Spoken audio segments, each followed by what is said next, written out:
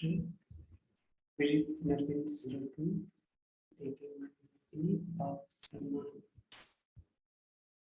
ஆன்மீக அதிகாரம் சிவசக்தி. என்னுடைய ஸ்மிருதி என்று ஆன்மீக அதிகாரம். என்னுடைய ரூபம், என்னுடைய விழிப்புணர்வு ஆன்மீக அதிகாரம். என்னுடைய ஸ்வரூபம் சிவசக்தி என்பதாகும். மாமேகம் யாத் கரும், ஒரே ஒருவரை மட்டும், என்னை மட்டும் நினைவு செய்யுங்கள், அன்பில் மூழ்கியிருங்கள். அவ்யக்தி பரிவாருக்கு உங்களை அழைக்கின்றோம்.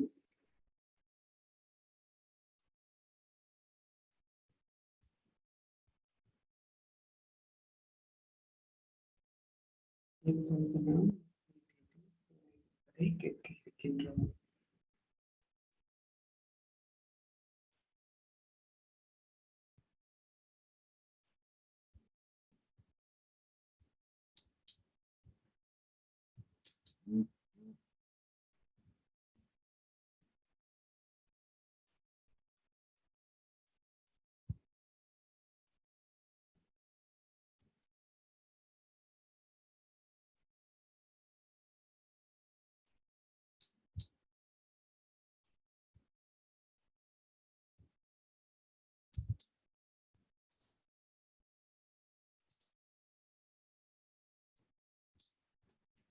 அனைவருக்கும் ஓம் சாந்தி சொல்றாங்க. எல்லாரையும் இவ்வாறு சந்திப்பதில் மிக்க மகிழ்ச்சி.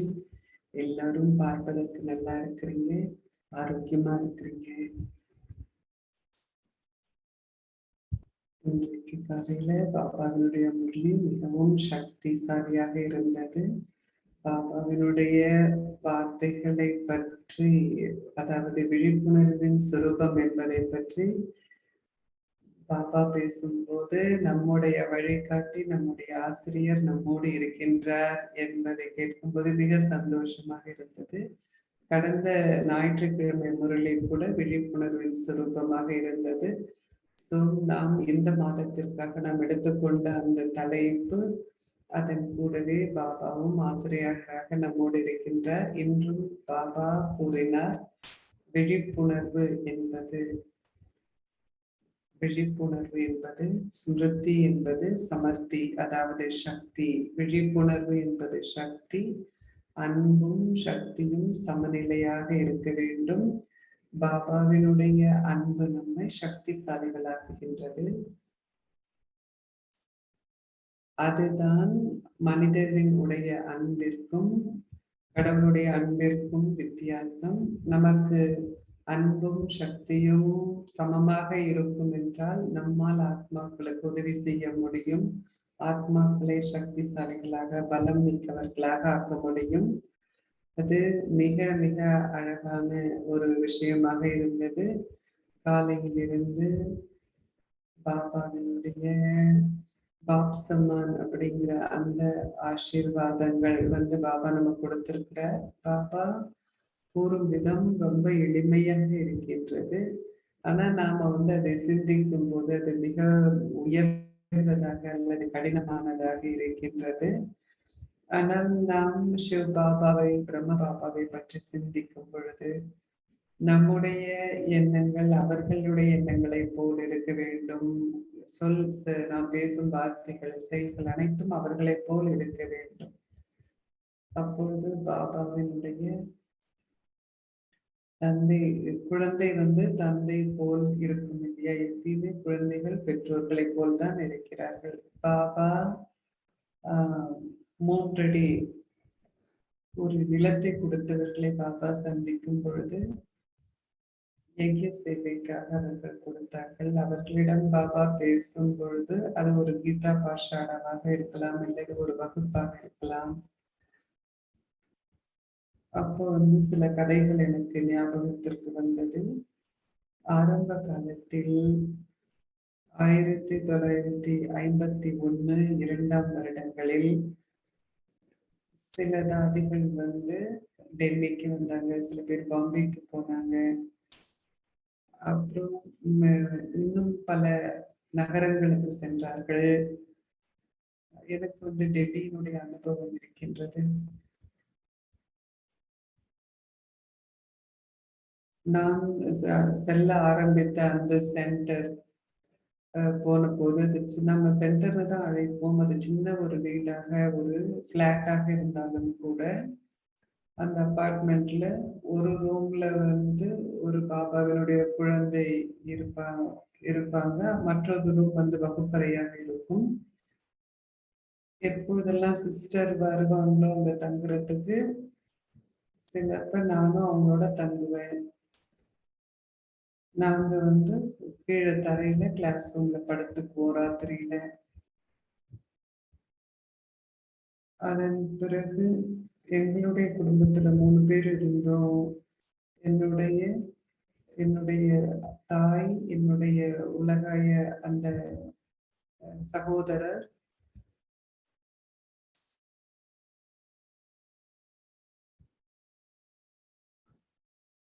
ஸோ அப்ப அங்க வகுப்பு எடுக்கணும் அப்படிங்கிறப்போ ஒண்ணு வந்து பெட்ரூமா இருந்தது, ஒண்ணு கிளாஸ் ரூமாக வச்சிருந்தோம். நீங்கெல்லாம் கூட கேட்டிருப்பீங்க. அதே ஜானகி வந்து பூனால அவங்களுடைய கதைகளை கூறும் பொழுது அந்த இடம் வந்து அவ்வளவு சிறியதாக இருந்தது. ஒரு அறையில தான் வந்து அதுவே தான் அடுப்பங்கரை, அதுவே தான் படுக்கும் இடம், அதுவே தான் அந்த ரூம் தான் எல்லாத்துக்குமாக பயன்படுத்தப்பட்டது. அப்ப ரொம்ப ரொம்ப சின்ன இடம் தான் இருந்தது. சென்டர் இருந்தது பூனால ஆரம்ப காலத்துல. அந்த பில்டிங்க்கு வெளியில வந்து பில்டிங்ல ஒரு அபார்ட்மெண்ட், ஒரு ஃபிளாட் அப்படிங்கிறது போல. அந்த அபார்ட்மெண்ட்டுக்கு வெளியில வந்து ஒரு பெரிய போர்டு இருந்தது. என்னன்னா பிரம்மகுமாரிகள் ஈஸ்வரிய விஸ்வ வித்யாலயம். விஸ்வ வித்யாலயம் என்றால் அது வந்து ஒரு பல்கலைக்கழகம் இல்லையா? ஆனா அவ்வளவு சிறிய இடம்.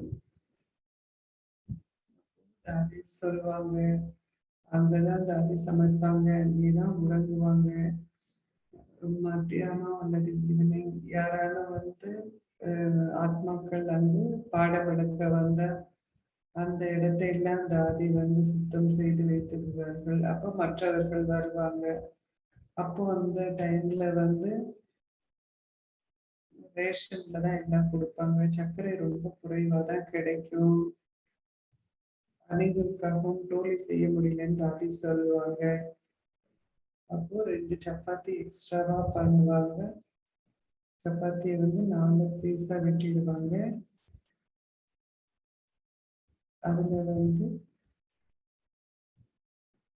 அதுல வந்து கொஞ்சம் உருளைக்கிழங்கு சமைச்சு வச்சு யார் வந்தாலும் கொடுக்க ரெடியா தாதி வச்சிருப்பாங்க. ஏன்னா பிரம்ம பாபாவின் காலத்துல இருந்து டோலி வந்து எல்லாருக்கும் கொடுக்கப்பட்டு இருந்தது. ஆனா அப்ப வந்து போதுமான சாமான் இல்லை டோலி பண்றதுக்கு. அதனால இந்த மாதிரி சப்பாத்தியும் உருளைக்கிழங்கு சப்ஜியும் எல்லாருக்கும் பகிர்ந்து கொண்டும் தாதி சொல்லுவாங்க. ஸோ ஆரம்ப காலத்துல சேவையில இப்படியாக இருந்தது. இந்தியா முழுக்கவே இப்படிதான் இருந்தது. சில நகரங்கள்ல வந்து ஆரம்பமானது, சில நகரங்கள்ல நமக்கு அழைப்பு வந்தது. இந்த முறையில் சேவை என்பது கொஞ்சம் கொஞ்சமாக அதிகரிச்சது. ரொம்ப சின்ன சின்ன இடங்கள்ல தான் சேவை ஆரம்பமானது. அதன் பிறகு மக்கள் வந்து நிறைய சேவை நடக்குது அப்படிங்கிறத தெரிய போது வீட்டை வந்து வாடகைக்கு நம்மால் எடுக்கக்கூடியதாக இருந்தது. அதன் பிறகு நமக்கு கொஞ்சம் பெரிய இடங்கள் இருந்தது. இப்போ வந்து எவ்வளவு பெரிய சென்டர்ஸா இருக்கு இந்தியால அப்படிங்கிறது உங்களுக்கு எல்லாருக்குமே தெரியும். அப்பவும் கூட லண்டனுக்கு நாங்க வந்த போது 1974 வந்தோம். அங்கேயும் வந்து ரொம்ப ரொம்ப சின்ன இடம், டென்னிசன் ரோட்ல. அந்த இடம் இன்னும் கூட இருக்கு. என்ன தாதிக்கு வந்து முதல்ல ஆரம்பிச்ச அந்த இடத்தை எல்லாம் விற்கிறதுக்கு பிடிக்காது. அது நம்முடைய யாத்திரை ஸ்தலங்கள். அங்குதான் சேவை ஆரம்பமானது. அப்போ அந்த நேரத்துல 2 ரூம வந்து நம்ம வாடகைக்கு எடுத்திருந்தோம். நிறைய நம்ம கிட்ட பணம் இல்லை அப்போ. அதன் கூடவே இது சுலபமாகவும் இல்லை. நமக்கு வந்து யாரும் நமக்கு ரெண்டுக்கும் கொடுக்க மாட்டாங்க. பின்னாடி வந்து ஒரு ரூம் இருந்தது, ஒரு கிளாஸ் ரூம் இருந்தது, அப்புறம் இன்னொரு ஹால், சின்ன ரூம் இருந்தது, அடுப்பங்கரை இருந்தது. ஸோ ஆரம்பத்துல நாங்க 4 பேர் இருந்தோம். ஜெயந்தி பெண், தாதி ஜானகி, டாக்டர் நிர்மலா, நாங்க 4 பேர் இருந்தோம். முதல்ல டாக்டர் நிர்மலா தான் போயிருந்தாங்க. அப்புறம் நான் போனேன். ஏன்னா தீதி நிர்மலாவுடைய விசா வந்து முடிவுக்கு வந்தது. அதன் பிறகு தாதி ஜானகி, ஜெயந்தி பெண் வந்தாங்க. ரொம்ப ரொம்ப சின்ன இடம். அங்கிருந்துதான் சேவை ஆரம்பமானது. அப்புறம் வந்து மாணவர்கள் வந்து அதிகரித்த போது இடத்தை பிடிப்பது ஈஸியாக இல்லை. அது கூட பணமும் கூட, ஏன்னா அப்ப வாடகைலாம் ரொம்ப ஜாஸ்தியா இருந்தது. அப்ப வந்து அங்க ஒரு சமுதாய கூடம் இருந்தது. அங்க வந்து ஒரு 10 நிமிஷத்துல நம்ம வண்டியில போகலாம். அப்போ அங்க வந்து சாயங்காலத்துல வந்து சில நடவடிக்கைகள் இருக்கும். எல்லாமே வந்து எல்லா இடத்துலயும் இறைஞ்சு கிடக்கும். அவ்வளோ வந்து ஒரு சுத்தம் இல்லாம இருக்கும். ஸோ கொஞ்சம் சகோதரர் சகோதரிகள் போய் அந்த இடத்தை வந்து சுத்தம் பண்ணி இடத்தை வந்து தயாராக்குவாங்க வகுப்பிற்காக. அதன் பிறகு நாங்கள் சென்று வகுப்பை வந்து கொண்டிருப்போம். அதை ஒவ்வொரு நாளும் சாயங்காலம் காலையில வந்து நம்ம செய்யணும். ஏன்னா டே டைம்ல சாயங்காலத்துல எல்லாம் அங்க வந்து நிறைய விஷயங்கள், மற்ற விஷயங்கள் நடந்து கொண்டிருந்தது. மற்ற பேர் அதை பயன்படுத்தி கொண்டிருந்தார்கள். அதனால காலையில நாம சுத்தம் பண்ணாதான் பயன்படுத்த முடியும். அப்ப லண்டன்ல வந்து நான் இருந்தேன். அடிக்கடி வந்து போவோம். அதுக்கப்புறம் பாபா பவன் வந்தது. நீங்கெல்லாம் கூட சில பேர் அங்க வந்து போய் பார்த்திருக்கலாம். அது இன்னும் கொஞ்சம் பெருசா இருந்தது. ஆனா ரொம்ப பெருசுன்னு சொல்ல முடியாது. அதன் பிறகு குளோபல் கோஆபரேஷன் ஹவுஸ் வந்தது. இப்போ பெரிய ஒரு இடம், சேவைக்கான முக்கியமான இடம். அதுக்கப்புறம் சேவை வளர்ந்தது. அதுக்கப்புறம் டைமண்ட் ஹவுஸ் வந்தது. ஸோ எல்லா விரிவாக்கமும் நடைபெற்றது ஒன்றின் பின் ஒன்றாக. ஏன்னா தாதிக்கு வந்து மிக மிக அதிகமான அன்பு இருந்தது. தாதி அனைவருக்கும் டோலி கொடுப்பாங்க. மதுபனுக்கும் வந்து டோலி அனுப்பணும்னு சொல்லுவாங்க தாதி. நம்ம எல்லாருக்கும் கூட அனுப்பணும்னு சொல்லுவாங்க. ஒரு நேரம் எப்படின்னா 1000 ஓர் 1000 டோலி செய்வாங்க. தாதிக்கு அது ரொம்ப பிடிக்கும். ஏன்னா ஒரு ஒரு சில டோலி அதுல கொஞ்சம் வந்து லண்டன்ல மற்ற இடங்களுக்கும் அனுப்பப்பட்டது. ஸோ அப்போ பாபா ஒரு ஒரு 1000 டோலியில இருந்து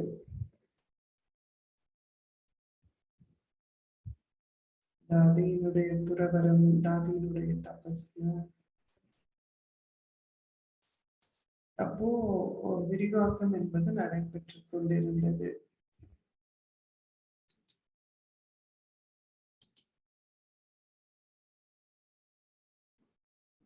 அது இடமாக இருந்தாலும் டோலியாக இருந்தாலும் பாபா கூறுவார் எப்பயுமே, சேவை என்பது வார்த்தைகளால் மட்டுமல்ல செயல்களின் மூலமாகவும் சேவை இருக்க வேண்டும்னு பாபா சொல்வார்.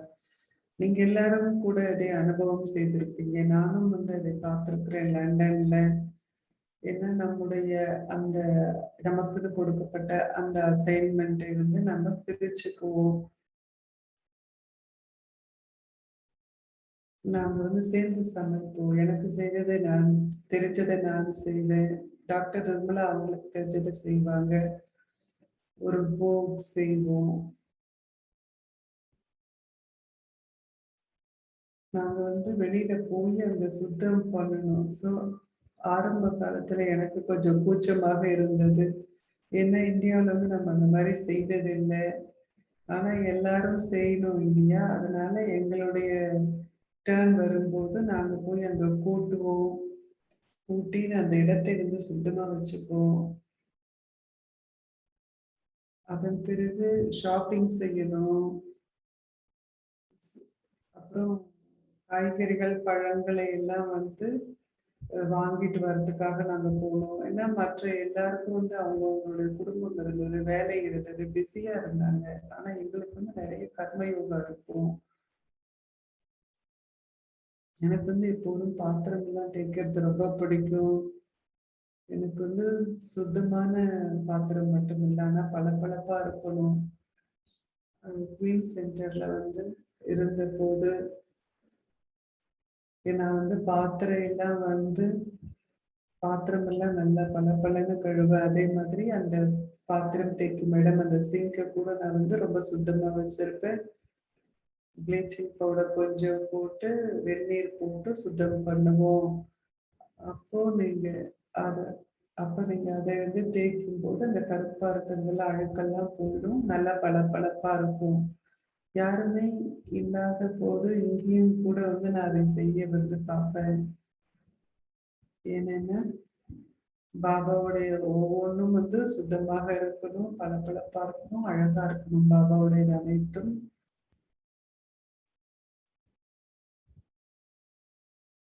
ஏன்னா அதுலயும் வந்து 100% மார்க் நம்ம வாங்கணும். அதுக்கப்புறம் கரேபியன்ல போனோம். அங்க வந்து எனக்கு அதிகம் நிறைய உதவியாளர்கள் இருந்தாங்க. அப்புறம் நியூயார்க் வந்தோம். நியூயார்க்லயும் ரொம்ப ரொம்ப சின்ன ஒரு பிளாட்ல தான் பாபாவுடைய சேவை ஆரம்பமானது. ஒரு ரூம்ல எல்லாம் படுக்கிறதுக்கு எல்லாம் இருந்தது, பெட் எல்லாம். இன்னொரு ரூம்ல சில பேர் அங்க வந்து தூங்குவாங்க. ஆனா நாங்க வந்து சுத்தம் பண்ணிடுவோம். கிளியர் அதை வந்து நிறைய ஸ்டூடெண்ட்ஸ் இருந்தாங்க அப்படின்னு சொன்னா ரொம்ப சின்ன கிச்சன் இருக்கும். அங்க வந்து ஒரு டைனிங் டேபிள் இருக்கும். சிஸ்டர் காயத்ரி வந்து அங்க முரளி படிப்பாங்க ஒருத்தர் 2 பேருக்கு கிச்சன்ல. நான் வந்து நிறைய பேர் இருக்கிறவங்களுக்கு பெரிய குரூப்புக்கு நான் படிப்பேன். ஒருத்தர் 2 பேருக்கு காயத்ரி சிஸ்டர் கிச்சன்ல முரளி படிப்பாங்க. இப்படிலாம் நாம பார்த்துருக்கிறோம். எப்படி தங்களுடைய இடத்தை பாபாவிற்காக வந்து பகிர்ந்து கொள்வார்கள். லண்டன்லயும் கூட தாதி எல்லாருக்கும் சொன்னாங்க, நம்ம வந்து பாபாவுடைய அறை வச்சிருக்கணும் அப்படின்னு சொல்லுவாங்க தாதி எல்லாருக்கும். லண்டன்ல நான் அதிகமாக போன இடம் வந்து லெஸ்டர் அப்படிங்கிற இடம். ரொம்ப ஒரு சின்ன வீடு. 2 பிரதர்ஸ் சிஸ்டர்ஸ் பெற்றோர்கள் இருந்தாங்க அங்க. ஆரம்ப காலத்துல நானும் டாக்டர் நிர்மலாவும் அங்க போனோம். வந்து அந்த பங்கர் பெட் இருக்கும். தீதி நிர்மலா வந்து மேல போய் படுப்பாங்க அதுல. நான் வந்து கீழே படுப்பேன். ரொம்ப சின்ன இடம். அவங்களுடைய வரவேற்பு அறையை பாபாவிற்காக அவங்க கொடுத்திருந்தாங்க அந்த பெரு.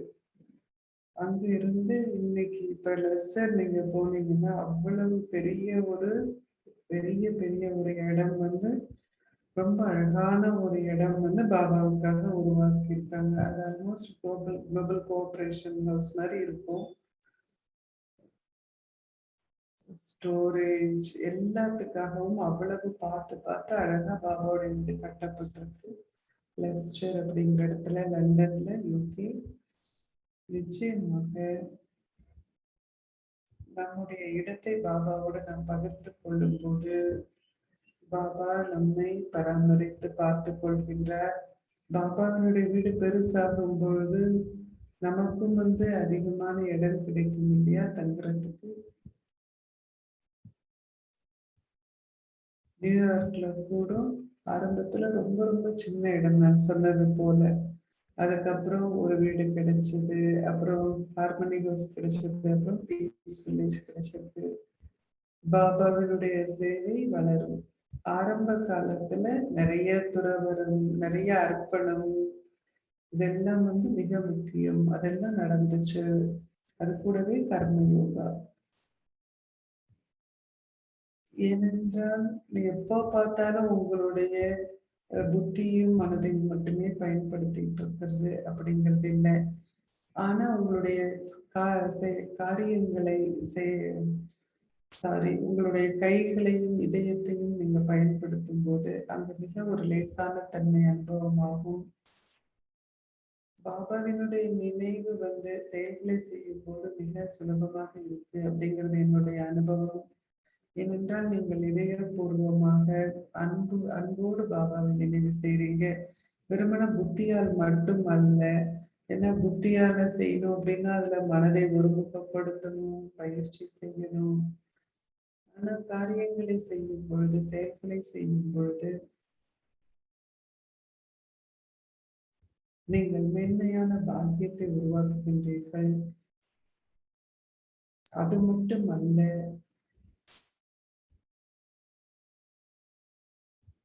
ஆனால் உடல் 5 தத்துவங்களினுடைய ஒரு பாகமாக இருக்கின்றது. அதுவும் கூட சேவை செய்யப்படுகின்றது. கர்மா கணக்கை நாம் முடிப்பதற்கு சரியான வழிமுறை, மிக சிறந்த வழிமுறை என்பது சேவை செய்வதாகும். எந்த விதத்தில் உங்களால் அது செய்ய முடியுமானாலும் அது வந்து ரொம்ப நீங்க ஒரு கடுமையான வேலையாகவும் இருக்கணும் அப்படின்ட்டு இல்லை.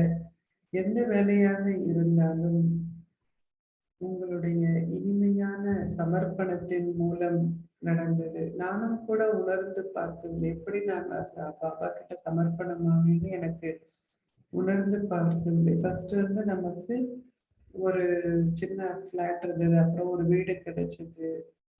அதுக்கப்புறம் கொஞ்சம் கொஞ்சமா சிறுக சிறுக ஒரு அர்ப்பணமான ஒரு சகோதரியாக ஆனேன்.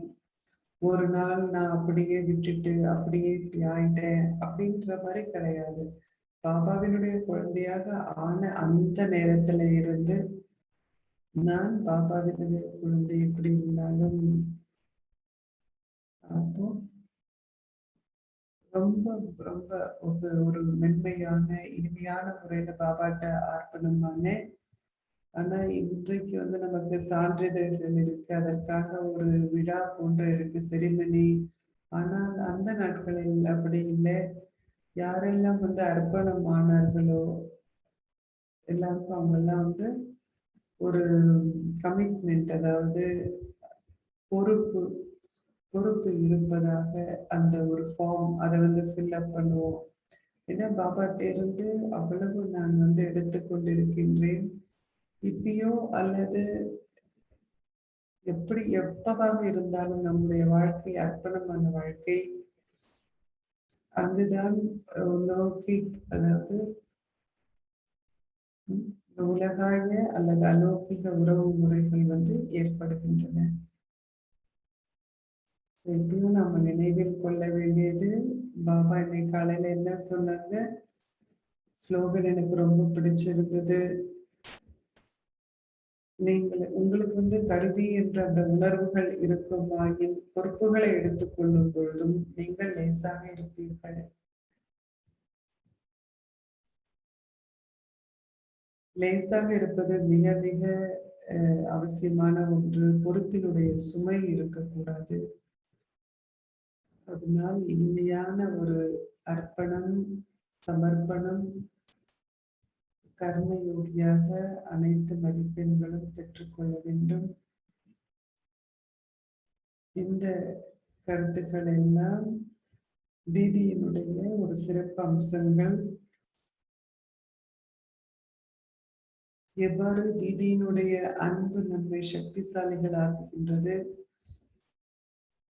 அன்பில் தீதி நம்முடைய பலவீனங்களை பார்க்க மாட்டார். மிக இனிமையான முறையில் நமக்கு கூறுவார். அதன் மூலம் நம்முடைய பலவீனங்கள் அகற்றப்பட்டு நாம் பலமானவர்களாக ஆகுவோம். ஓம் சாந்தி.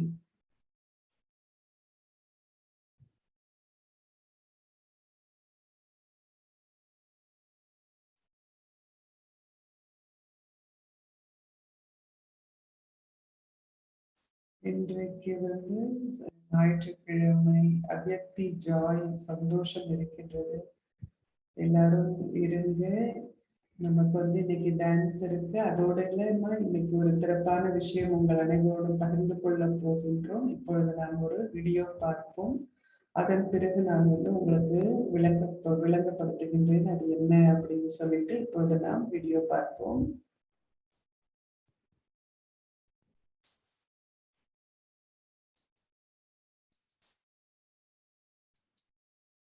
நம்முடைய இதயத்தில் பல கேள்விகள் வருகின்றது. என்னுடைய வாழ்க்கைக்கு உண்மையான அர்த்தம் என்ன? இந்த மனித குலத்தின் பெரிய கதையில் நான் எங்கு இருக்கின்றேன்?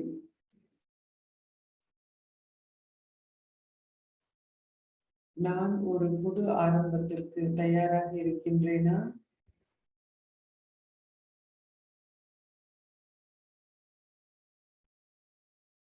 உங்கள் அனைவரையும் நாம் அழைக்கின்றோம் அமரத்துவ கதையை கேட்பதற்கு. அதன் மூலம் ஒரு மந்திரம் வாய்ந்த ஒரு உலகத்திற்குள் நுழைவதற்காக உங்களை அழைக்கின்றோம்.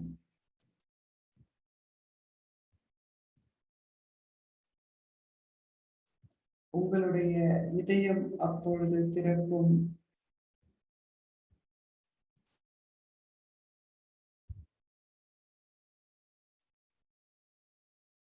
ஒரு அன்பு, தூய்மை, சந்தோஷம் ஆகிய உணர்வுகள் நிறைந்த ஒரு பாதுகாப்பான இடத்திற்கு நீங்கள் நுழைவதை அனுபவம் செய்வீர்கள். இந்த அமரத்துவ கதை உங்களுடைய சொந்த கதை. இது உங்களிடம் இருக்கும் அபூர்வமான சக்திகள் மற்றும் பாக்கியத்தை பற்றியதாகும். இந்த கதை உங்களுடைய கண்களை உங்களுடைய உண்மையான சுயத்திற்கும் உண்மையான யதார்த்தத்திற்கும் உங்களை கொண்டு செல்லும். அமரத்துவ கதை சுய ராஜ்யத்திற்கு திரும்புவது. இந்த கதை, அமரத்துவ கதை உங்களை பொழுதுபோக்காக ஒரு முறையில் கொண்டு செல்வது மட்டுமல்லாமல், தியானம், பார்க்கக்கூடிய விஷயங்கள், விலை மதிப்பற்ற பாடங்கள், இவை அனைத்தையும் சந்தோஷமாக அனுபவிக்க உங்களை அழைக்கின்றோம். ஒவ்வொரு சனிக்கிழமையும் ஞாயிற்றுக்கிழமையும் காலை 11 முதல் மதியம் 12 மணி வரை, ஜூன் 26ஆம் தேதி முதல் உங்களை அழைக்கின்றோம். இது ஜூம் மற்றும் யூடியூபில் பார்க்கக்கூடியதாக இருக்கும். இந்த அழைப்பு ஒவ்வொருவருக்காகவும் ஆகும்.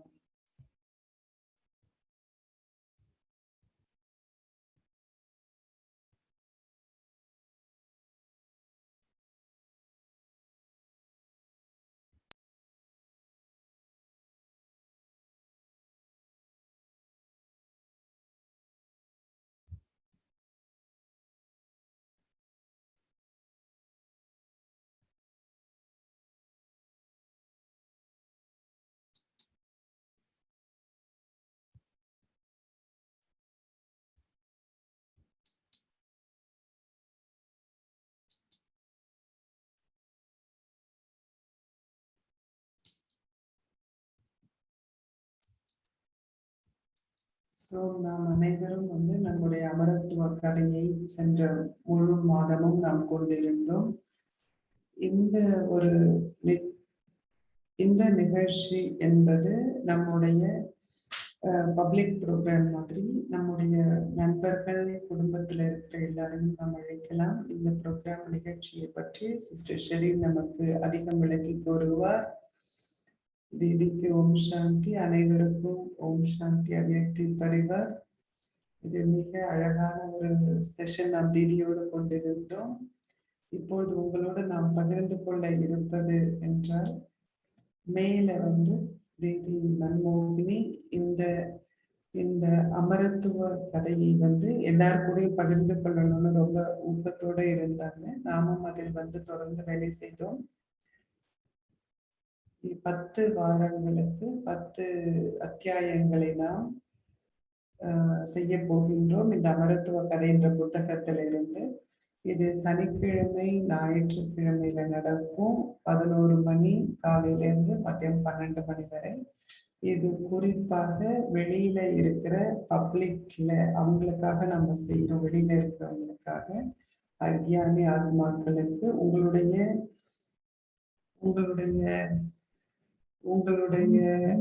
உங்கள் அனைவருடைய சொந்தக்காரர்களை, உறவுக்காரர்களை, நண்பர்களை நாம் இதற்கு அழைக்கின்றோம். சோ நம்ம அவ்யக்தி பரிவார்ல இருக்கிற நம்முடைய உறவுக்காரர்களை அழைப்பதற்காகத்தான் இந்த நிகழ்ச்சி. இது ஒரு 7 நாள் பாடம் தான் இது. ஆனா இது ஒரு வித்தியாசமான முறையில கொடுக்கப்படுது. அது ஒரு புது விதத்துல ஒரு திறக்க இருக்கின்றது. உங்கள் அனைவரையும் நாம் அழைக்கின்றோம். எல்லாருக்கும் இந்த செய்தியை எடுத்து செல்லுங்க. இந்த ஒரு இமெயில் அனுப்புவோம். உங்களுக்கு ஒரு ப்ரமோ ஃப்ளையர், இந்த வீடியோ எல்லாமே உங்களுக்கு இமெயில்ல வரும். நீங்க எல்லாரும் கூட இதுல கலந்து கொள்வதை நாங்கள் பார்க்க தயாராக காத்துக் கொண்டிருக்கின்றோம். அனைவருக்கும் அவற்றை நீங்கள் அனுப்பலாம், உங்களுடைய உறவுக்காரர்கள் மற்றும் நண்பர்களுக்கு.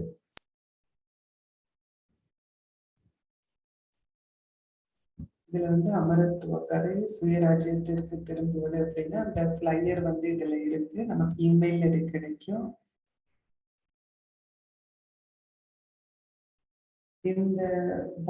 இந்த ப்ரோக்ராம்க்கு டிரான்ஸ்லேஷன் இருக்குமா என்னன்னு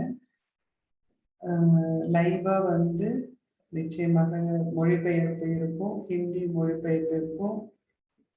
மற்ற பாஷைகளுக்கும் நாங்கள் முயற்சி செய்து கொண்டிருக்கின்றோம்.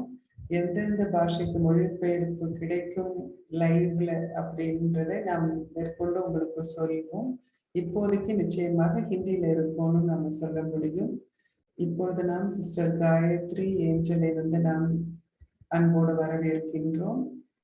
அதன் பிறகு மோகினி தீதியும் நம்மோடு பகிர்ந்து கொள்வார். அதன் பிறகு நமக்கு அவ்யக்தி சந்தோஷ நடனம் என்ற அந்த ஒரு நிகழ்வும் இன்று இருக்கும்.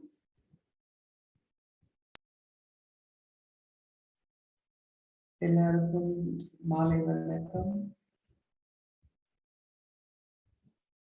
இன்று நம்முடைய விழிப்புணர்வின் சுரூபம் அப்படிங்கிறதுக்கு தீதியை பற்றி சொல்லும் பொழுது என்னுடைய சுரூபம் என்பது சிவசக்தி, விழிப்புணர்வு என்பது ஆன்மீக அதிகாரம் என்பதாக இருக்கும். பாபாவும் கூட ரொம்ப பிடிச்சிருக்கு. பாபாவும் கூட இது நம்ம செய்யறது பிடிச்சிருக்கு. பாபா நம்ம கூடவே அவருடைய முரளியில சொல்லிட்டு இருப்பார். தீதிஜியை அவங்களுடைய ஸ்மிருதி விழிப்புணர்வு சுரூபத்துல பாபா மிகவும் ஈடுபாட்டு உள்ளவர்களாக வைத்திருந்தார். தீதியினுடைய இதயத்தில் அப்படிப்பட்ட ஒரு ஒளி இருந்தது. அது அவ்வளவு பிரகாசமாக இருந்தது. அவர்களிடம் இருந்த அந்த அழகை வெளிக்கொண்டு வந்தது அலௌகிக்தா. தீதி எப்பொழுதும் கடவுளின் கண்களில் எந்த ஒரு அவர்களுக்கான அந்த மரியாதையை இழந்ததே கிடையாது. தீதியினுடைய ஆன்மீக அதிகாரம் என்பது அவங்களுடைய சிவசக்தி என்ற இணைந்த சுரூபத்தின் மூலம் வெளிப்பட்டது. பாப்தாதா தீதிஜி கிட்ட பேசியதும் அவர்களிட விளக்கியதும் ஆன்மீக அதிகாரத்திற்கும் சிவசக்தி என்ற அந்த சுரூபத்திற்கும் இடையில் உள்ள அந்த சம்பந்தத்தை பற்றி பாபா பேசியதை நாம் கேட்கின்றோம். சிவசக்திகள் என்பது அவர்கள் எவ்வாறு உருவகப்படுத்தி காட்டப்பட்டிருக்கிறார்கள் என்றால், அவர்கள் முன் எந்த ஒரு தூய்மையற்ற மனிதர்களும் வர முடியாது. அவர்களுடைய திருஷ்டி அப்படிப்பட்டதாக இருந்தது. அவர்களுடைய கண்களின் மூலமும் அவர்களுடைய வாய்களின் மூலமாகவும் அவர்கள் பேசியதன் மூலம் எப்பொழுதும் சதா தந்தையே வெளிப்பட்டார். யாரொருவர் தந்தையின் நினைவில் அமிழ்ந்திருக்கின்றார்களோ அவர்களின் மூலம் மற்றவர்கள் சர்வ சக்திவானை தான் பார்க்க முடிந்தது. சக்தியினுடைய ரூபத்தை பார்க்க முடியவில்லை. ஏனென்றால் தந்தை அவர்களினுடைய ஒவ்வொரு வார்த்தைகளிலும் அமிழ்ந்திருக்கின்றார். யஜ்யத்தின் ஸ்தாபனையின் ஆரம்ப காலத்தில் எப்பொழுதும் பிரம்ம பாபாவில் ஸ்ரீ கிருஷ்ணரையே மற்றவர்கள் பார்த்தார்கள். அதே முறையில் சர்வ சக்திவான் சக்திகளில் தென்படுவார், புலப்படுவார். தந்தை யார் ஒருவர் தந்தையின் நினைவில் தொடர்ந்து இருக்கின்றார்களோ நான் என்ற உணர்வை துறந்திருக்கின்றார்களோ அவர்களின் மூலம் தந்தை வெளிப்படுவார். சக்திகள் நான் என்ற உணர்வை மறந்திருப்பார்கள். அதே போல் மற்றவர்களும் கூட சக்திகளினுடைய ரூபத்தை பார்க்காமல் சர்வ சக்திவானின் ரூபத்தையும் சக்திகளின் மூலம் மற்றவர்கள் பார்ப்பார்கள். தீதியினுடைய தூய்மை என்பது ஒரு மிக சிறந்த முறையில் எளிமை என்ற விஷயத்தை வெளிக்கொண்டு வந்தது. அவர்களுடைய அந்த மதிப்புமிக்க தன்மை மற்றவர்களில் ஒரு நம்பிக்கையை வளர்த்தது. அவர்களுடைய ஒரு பணிவுத்தன்மை என்பது அவர்களுடைய ஆன்மீக முயற்சியாளர் என்ற விதத்தில் வெளிப்பட்டது. மகா காளி என்றால் அனைத்து அனைத்து எதிர்மறையான தன்மையையும் எரித்து விடக்கூடியவர். தீதியை கூட நாம் மகா காளி அனைத்து தீயவற்றையும் எரிப்பவராக பார்க்க முடிந்தது.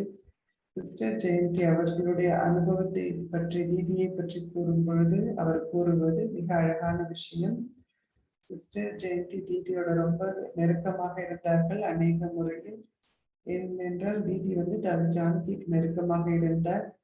சிஸ்டர் ஜெயந்தி கூறினார், தீதியினுடைய புத்தி என்பது முற்றிலுமாக தெளிவாக தூய்மையாக இருந்தது.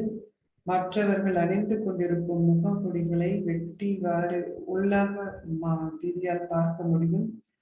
அவர்கள் என்ன செய்ய வேண்டும், அவர்கள் முன்னேறுவதற்கு சுய முயற்சியில் என்ன செய்ய வேண்டும் என்பதை தீதியால் பார்க்க முடியும்.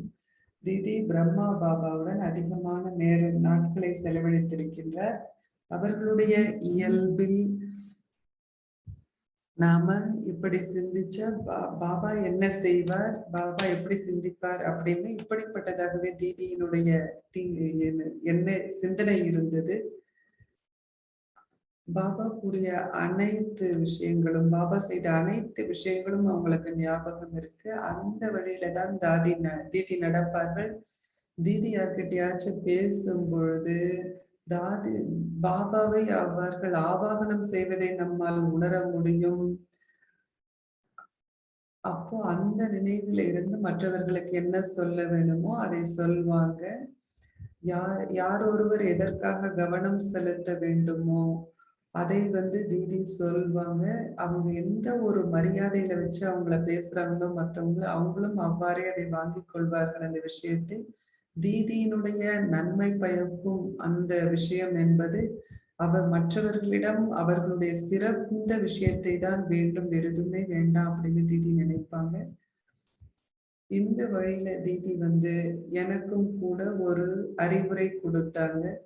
அது எனக்கு ரொம்ப பாதுகாத்தது அனைத்து நேரத்திலும் அப்படின்னு சொன்னாங்க. தீதி சொன்னாங்க, ஆத்மாக்களை உன்னோடு தொடர்பு படுத்தி கொள்ளாது, ஆனால் உனக்கு மேலிருக்கும் அவர்களோடு தொடர்பு படுத்தி அவர்களை வந்து மற்றவர்களுக்கு வழிகாட்டுவதற்காக ஆக்கிவிட வேண்டும், மூத்தவர்களோடு அப்படின்னு. உனக்கு வந்து ஒரு தூய்மையான சக்தி வாய்ந்த எண்ணம் இருக்கும் பொழுது பாபா அதை பார்த்து கொண்டிருக்கின்றார். பாபாவிற்கு தெரியும் அந்த எண்ணங்கள் என்னவென்று. நான் வந்து எதையுமே யார்கிட்டையும் அதை பத்தி சொல்ல வேண்டிய அவசியம் இல்லை. ஏனென்றால் என்னுடைய எண்ணம் சக்தி வாய்ந்ததாக தூய்மையாக இருக்கும் பொழுது பாபா அதை பார்ப்பார், அதை நிறைவேற்றுவார். தீதிஜியினுடைய இனிமையான ஒரு வார்த்தை என்பது நமக்கு நம்முடைய அழிவற்ற தன்மைக்காக நமக்கு இருக்கும் அந்த விஷயத்தை நமக்கு காட்டும்.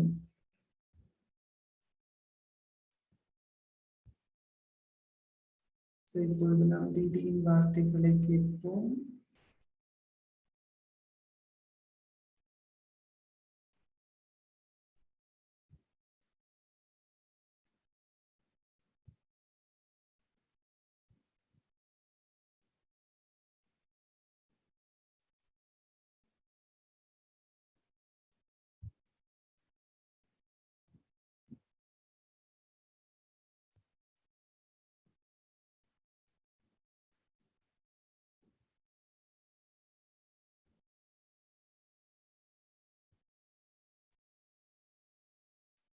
அனைத்திற்கும் ஒரு எல்லை என்பது இருக்க வேண்டும்.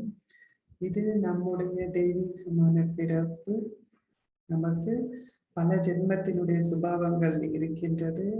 அநேகமான பாவகரமான ஒரு செயல்களும் இருந்தது. ஆனால் இப்போது அவை அனைத்தையும் அழித்துவிடக்கூடிய நேரமாகும்.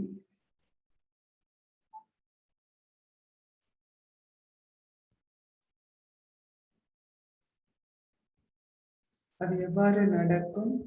அது நான்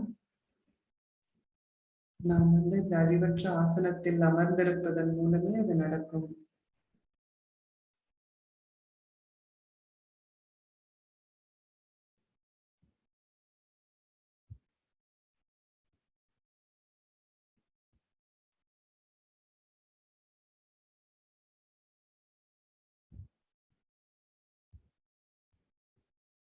அதற்கு நீங்கள் சூட்சும உலகத்திலிருந்து கொஞ்ச நேரத்துக்கு கீழே வரணும். அது ஒரு கேள்வியே இல்லை, சிறிது நேரத்திற்கா அப்படின்னு. ஆனா எப்பொழுதும் 3 உலகத்திற்கும் ஒரு பயணம் செய்தவாறு இருக்க வேண்டும். ஏனென்றால் நீங்கள் திரிகிலோக்கியநாத், அதனால் 3 உலகத்திற்கும் பயணம் செய்தவாறு இருக்க வேண்டும்.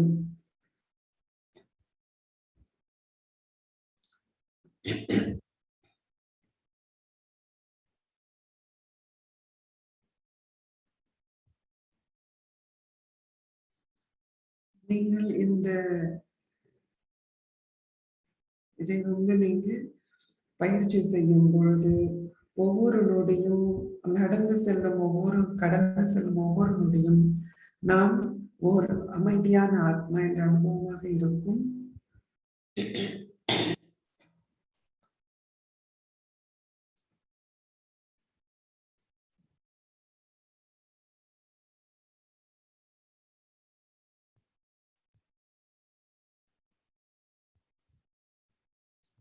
அதன் பிறகு நீங்கள் சூட்சும உலகத்திற்கு வருவீர்கள். அதன் பிறகு ஸ்தூல உலகம். இப்ப யாராவது வரும்போது நீங்கள் அவர்களோடு சில வார்த்தைகள் பேச வேண்டும் என்றால் நீங்கள் பேசுங்கள். ஆனால் உண்மையில் அது அவசியம் கூட இல்லை பேச வேண்டும் என்பது, சில வார்த்தைகள். ஆனால் எதுவாக இருந்தாலும் அதை எவ்வளவு குறைந்த நேரத்தில் செய்ய முடியுமோ அப்படி குறைந்த நேரத்தில் செய்து முடித்து விட வேண்டும். மற்றபடி நாம் பயிற்சியில் இருக்க வேண்டும்.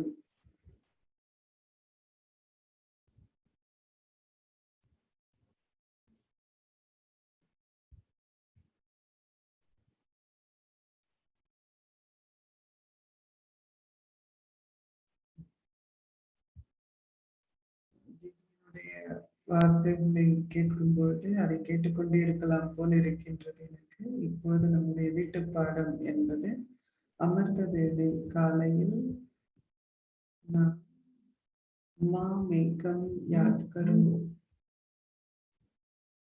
என்னை மட்டும் நினைவு செய்யுங்கள். ஆனால் நினைவில் நாம் பாபாவின் அன்பில் மூழ்கி இருக்க வேண்டும். நாம் என்னுடைய விழிப்புணர்வு ஆன்மீக அதிகாரம், என்னுடைய ஸ்வரூபம் சிவசக்தி என்பதாகும். நாட்பொழுதில் நாம் ஒரு சிவசக்தியாக தேதி கூறியதை போல் நாம் மிக குறைவாக பேசுவோம், மென்மையாக பேசுவோம், தேவையான போது மட்டுமே பேசுவோம். தேதி கூறியதை போல் இன்று நாம் சிவசக்தியாக இருந்து மிக குறைவாக பேசுவோம், மென்மையாக பேசுவோம். அதே நேரத்தில் அவசியமானதை மட்டுமே பேசுவோம். நாளை இரவு நாம் தேதி கூறியதை போல் அழிவற்ற சிம்மாசனம், ஆத்மாவின் அழிவற்ற சிம்மாசனத்தில் ஒரு சிவசக்தியாக அமர்ந்திருப்போம். என்னுடைய ஆன்மீக அதிகாரி, என்னுடைய அதிகாரம், என்னுடைய ஆன்மீக அதிகாரம் என்னுடைய வார்த்தைகளில் சக்தியாக வெளிப்பட்டதா? இன்றைக்கு இன்று என்னுடைய வார்த்தைகளை எவ்வாறு நான் பராமரித்தேன்?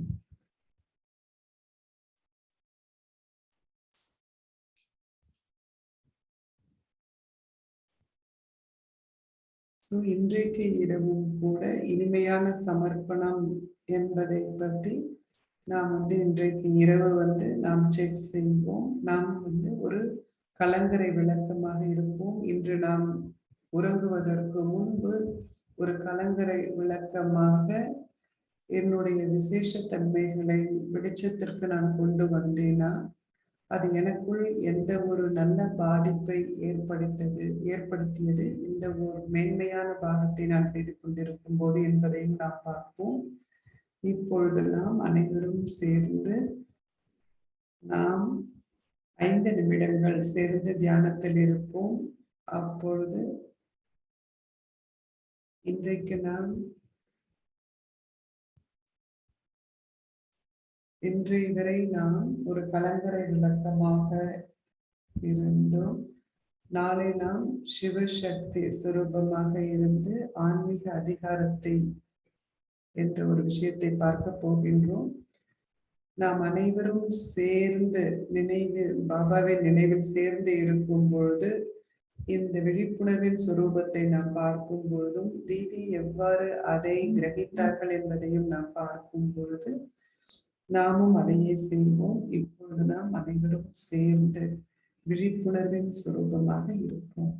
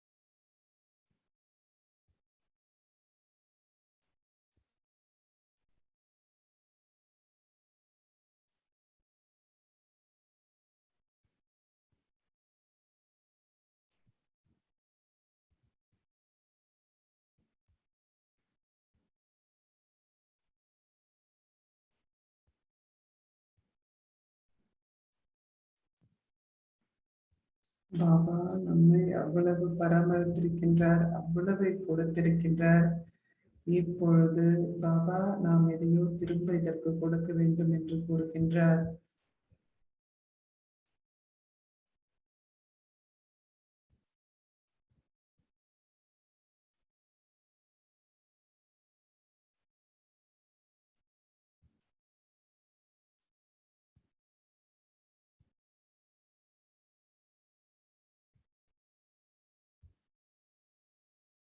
புத்தியினுடைய யோகம் என்பது மிக ஆழமானது. நினைவிற்கு நாம் கவனம் கொடுக்கும் பொழுது ஏதாவது சரியான எண்ணம் இல்லை என்றால், அல்லது சில வார்த்தைகள் செயல்கள் சரியானதாக இல்லை என்றால், அப்பொழுது நம் பாபாவோடு இருக்கும் தொடர்பு அறிந்து விடுகின்றது, விட்டுப்படுகின்றது.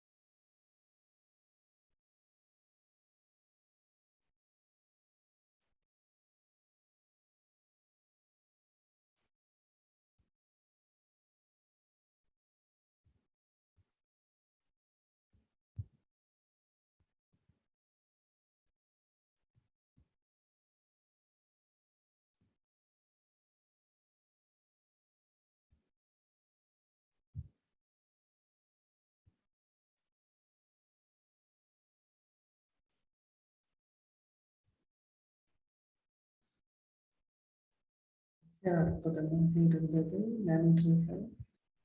நாம் ஆழமான மௌனத்தை அனுபவம் செய்தோம். நல்ல அனுபவங்கள் ஏற்பட்டது.